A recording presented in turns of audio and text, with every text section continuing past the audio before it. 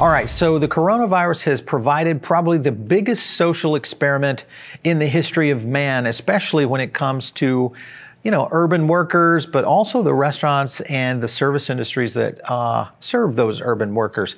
My name is Paul Barron, and this is the Barron Report. We're going to get a chance to talk about real estate today and how this is going to be impacted in the restaurant, but also in the restaurant real estate and commercial real estate as a whole. And with me today, I've got one of our frequent guests, Mr. Andrew Horowitz from Horowitz & Company. Great to have you. Hey, thanks. Thanks for having me again. So, Andrew, let's go right into one of the biggest issues, and this is kind of this notice or notion, I should say, of de-urbanization. So You've got massive exodus coming out of the major metropolitan areas, New York, Chicago, Los Angeles, et cetera, which is where most people live, work, and play. So you've got effects from both commercial, residential real estate, and then the commercial real estate of all the retail locations. What are your thoughts on this as we see kind of a new wave going this direction? Yeah, so this whole de-urbanization thing started out a few months ago as an idea, right? That, hey, we think that maybe people are going to be really concerned about being cooped up and locked down, locked in, and having to worry about the fact that if they live in a high rise of some sort in a major metropolitan area, combined with the fact that this concern about utilizing mass transit, and then on top of that, working in the same area, is there going to be the ability for people to maybe think about, well, maybe I'll move out of here. Maybe I'll go find somewhere where there's a backyard that I can walk around, or a park nearby, different than living in a building of 80 stories. And the other experiment that really got some legs here and really caused a lot of the, I would say, the exacerbation of this and fast forwarded all this was the fact that we have the hashtag WFH, right? The work from home concept. Yeah, for sure. That was like, trial under fire. And now we have a situation where people are able to work from home. They may not like it as much as they did in the beginning, but they're able to work from home. That causes a lot of companies in the areas of the metropolitan centers to say, you know what, maybe we don't need all this A-class space. Maybe we don't need all of this right now. And thinking about closing down some of that, we've seen an incredible amount already of destruction done in areas like New York and San Francisco, all the areas you mentioned, in terms of the initial phases of rent, the abatements that are requested, the surrounding businesses. I mean, you would go to work and you'd pick up the things that you needed, drop off your dry cleaning, go to a restaurant, pick up some bread and some milk on the way home, get on the mass transit, take that hour ride, listen to an audiobook or a podcast, or watch your show, of course, on the train. And that's kind of not happening in terms of people traveling like that anymore. And it's causing a massive amount of destruction that everything there and in between. Yeah, it is a trickle down. I've talked to several operators who have restaurant retail locations in major urban areas, whether it's DC, Los Angeles, New York, obviously Chicago. And their concern is it going to come back at any state in which they remember, they lease that property with the perception that this is going to be their walk-by traffic. This is the kind of density that they have in terms of urban workforces. All of that seems to be shifting. Obviously, the work-from-home element is one that is really moving. Do you feel like this is something that our society has just now accepted, and we could see this? Because if this continues, it's kind of, you're building in a habit, and you're definitely building in a whole system. Right. Because you got Zoom and many other companies who are already starting to really define how that can be done. Do you feel like if this goes on for another year or two, it just will never stop? Yeah, well, you're gonna create some, like you said, a habit or some permanency with the situation. I still have a question mark about how we're going to actually be as productive in the work environment when we're not actually there. There are some businesses, like maybe a call center, that you don't necessarily have to be there. But there's other businesses where there's a lot of collaboration that goes on a regular basis. It's kind of a social atmosphere. I'm going to work. I'm seeing the people that I like, that I spend time with, that I come up with great ideas with, that I make money with, that we have breakthroughs with. And now we're all trying to do this kind of virtually. And I think we've convinced ourselves that, okay, well, this is what we have to do because we're so fearful about getting this horrible, disease. But I don't know if necessarily that's the best way for businesses to go in the future. And frankly, the way that it's been done for so many years, it's possible, but there's so many problems in between all of this. We like to go out and eat. We like to dine. It's not only, again, it's not just about working. It's not just about eating. Each of those have a different social element to it that's really important, I think, for humankind, that we are social creatures. And I just can't see that necessarily going on infinitum, especially if we hope to have a decent, some kind of either a good treatment or a vaccine or, total herd immunity eventually. Yeah. Well, even with that, I think, you're going to deal with so many people that either one are not going to want to get vaccinated or are for whatever reason, which is going to eliminate kind of that whole element around herd immunity. This is something, when you look at the losers and winners, this was something that really kind of caught my eye. This was Simon Property Group, one of the biggest real estate investment firms out there. Biggest mall operator in the United States. They sued Gap, the owner of retail chains, including Old Navy, Banana Republic, for almost $66 million for back rent. Mm-hmm. So when you've got major A-class retailers like this that are essentially foregoing rent, this kind of obviously trickles down into so many different parts of the industry and really positions a lot of these REITs and a lot of these real estate investment groups into a very, very difficult spot. How do you see this playing out in Wall Street for the real estate stocks? Well, I mean, a lot of these companies have talked about that, picking up 70%, 65%, 75% of the rent. Fact is, it's contractually due them, right? Mm-hmm. So they are due the rent. I don't think there was ever a pandemic clause in any of these particular deals that they put together. So they are due the rent. And whether or not they do something like this abatement or they can say, well, we're not going to pay it now. Give us 3 months free. Let's get ourselves back on our feet. And then maybe on the end, what they'll do is they'll add a couple of months to the back end of the whole deal after all this is completed. It does have a lot of problems associated with it because it's not only the idea that they're cutting rents or not paying rents, I should say, but both sides want to have want to get what's due them. The problem is that all of the people that are going to be jobs permanently lost from this. I mean, that's another problem with this.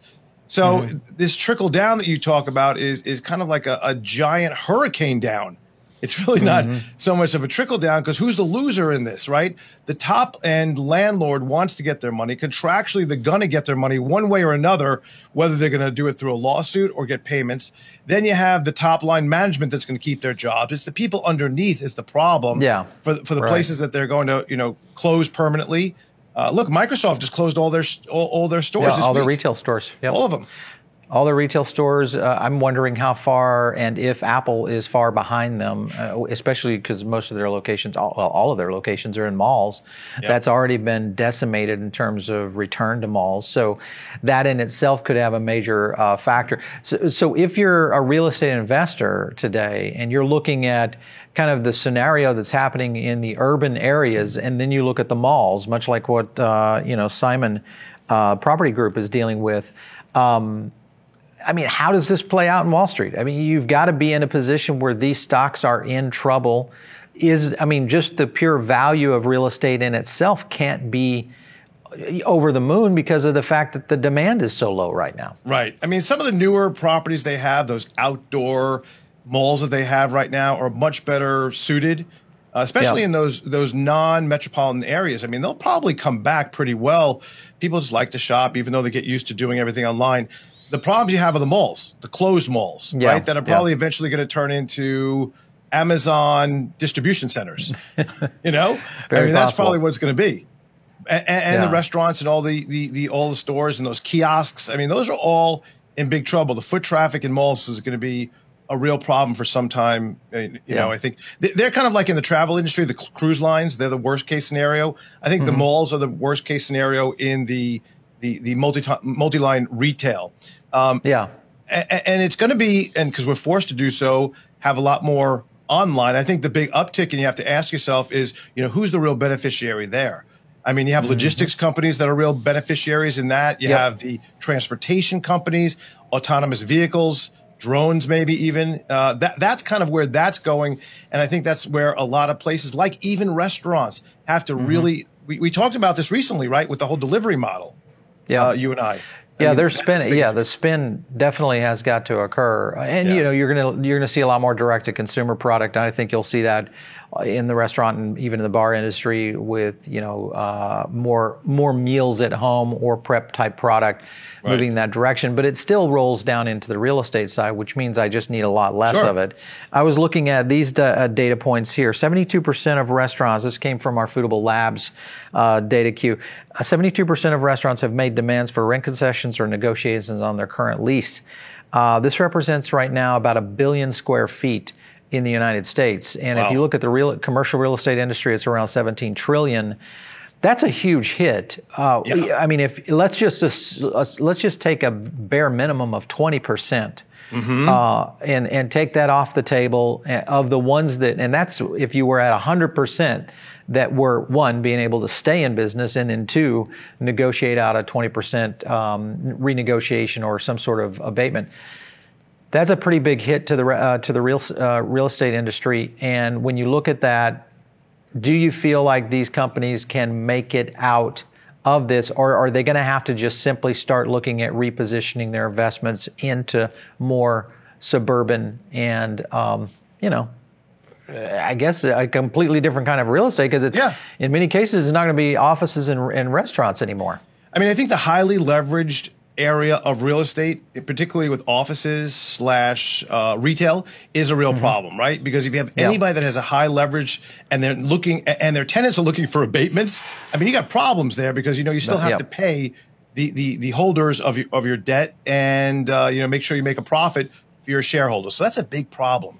The other side of it is when you have all cash deals. So when you look at all cash deals and you're looking at real estate that doesn't use mortgages, leverage to get in there, if there are those out there, I think they're in better shape. And I think those developers and those particular purveyors that are involved in that will be able to probably weather some of this.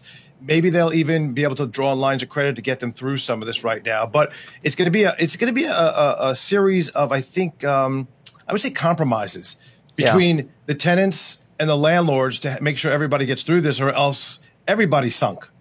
Yeah, for sure. Andrew, let's talk about the winners here, because you kind of alluded to a little bit of that with the logistics companies. There could also be, I see in real estate, these flex facilities that have office warehouse, because obviously you're going to see a lot of companies kind of coming out of the woodwork, going direct to consumer, or going to more online, which means more warehouse space and more logistics. That could be a boon in the real estate market, meaning flex space, and especially in those remote or outer locations. With that being the case, if that were the case to go in that direction, what other industries do you feel like kind of benefit from all of this movement? Because there seems to be a little bit of a tectonic shift occurring. Where do you think the players are going to kind of fly high? Because you've got UPS coming out of this pretty nicely. FedEx is going to essentially get saved, most likely, out of this whole situation. They were in trouble in the beginning.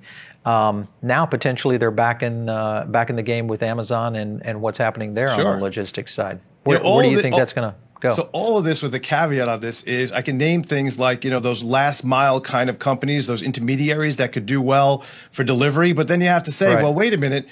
How much is Amazon going to try to get inside that industry, right? There's always a lot of caveats here, because, you have these kind of things where you have beneficiaries, but all of a sudden you say, wait a second, that guy may see a real benefit in there.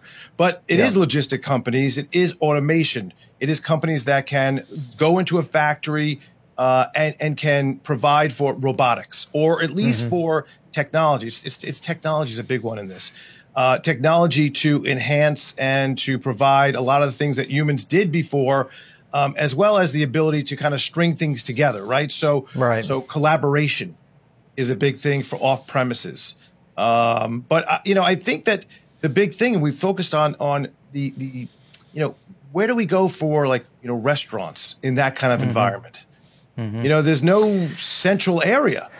Yeah, it's definitely going to be a change. I think there's going to be some patterns that start to develop that maybe we as, industry experts, we haven't really noticed just yet because the movement is still in very much flux right now because people don't really know. One thing that is occurring though is that we are seeing a lot of real estate come onto the market in these major urban areas, which means people are leaving downtowns, they're moving out to the suburbs, which means they're taking their job with them. And that completely has ripple effects, massive ripple effects on the restaurant industry in terms of those urban centers. If you're looking at real estate going out into, let's just take New York and look at some of the suburban markets that already grew, but if you look up in like the Chesapeake area, or if you look into upstate New York, where there hasn't been a lot of development, in terms of these kind of service businesses, because everybody leaves during the day and they come home at night.